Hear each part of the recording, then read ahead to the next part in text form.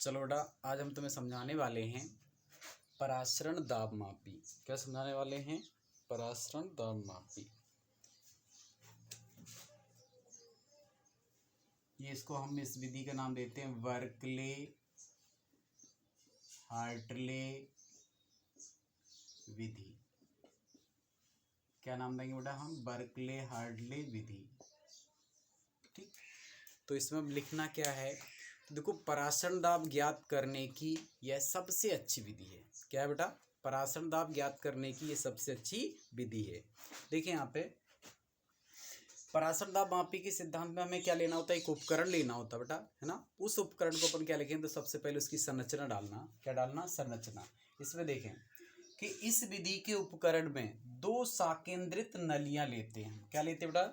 दो साकेंद्रित नलियां लेते हैं जिन्हें एक दूसरे के अंदर फिट कर देते। क्या कर देते? ये वाली नली और ये वाली नली को हमने एक दूसरे के अंदर फिट कर दिया। आंतरिक नली छिद्रित होती है। कैसी होती है? छिद्रित होती है।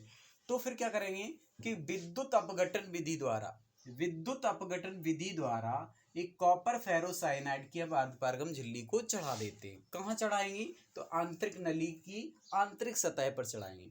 फिर इस नली के एक सिरे पर टोटीदार कीप जोड़ेंगे तथा दूसरे सिरे पर केस नली लगा देते हैं। ठीक है।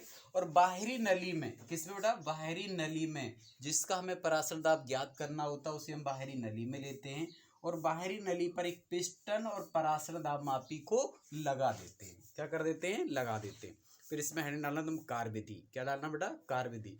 कार्य विधि में क्या बोलेंगे कि सर्वप्रथम केस नली की सहायता से, किसकी नली से? सर्वप्रथम टोटीदार कीप की सहायता से शुद्ध जल को भरते हैं। शुद्ध विलायक या शुद्ध जल को भरते हैं और केस नली में जल का तल नोट कर लें। मान लो ये पानी भरते भरते 5 तक आ गया। कहाँ तक आ गया? तो ये अब नोट कर लेंगे। क्या कर लेंगे? नोट कर लेंगे। आफ्टर सम टाइम, यानी कुछ समय बाद, विलायक के कण, कहाँ की? जो आंतरिक नली भरे हुए हैं, तो विलायक के कण परासरण क्रिया द्वारा आंतरिक नली से बाह्य नली में चले जाएंगे। कहाँ चले जाएंगे बेटा? आंतरिक नली से बाह्य नली में चले जाते हैं, जिसके कारण केस नली में जल का तल गिर जाता है। क्या हो जाता है? गिर जाता है।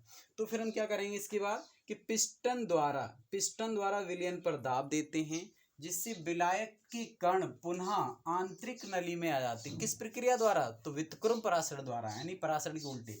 तो व्युत्क्रम परासरण द्वारा विलायक के कण आंतरिक नली में आ जाते हैं, जिससे केस नली का जल का तल बढ़ने लगता है।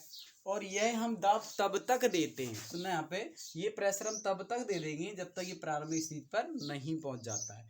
ठीक उसी समय पिस्टन द्वारा जो विलयन पर दाब लगाया गया है उसे हम परासरण दाब मापी में पढ़ लेते हैं और इस प्रकार से हम किसी विलयन का परासरण दाब ज्ञात कर लेते हैं। ओके।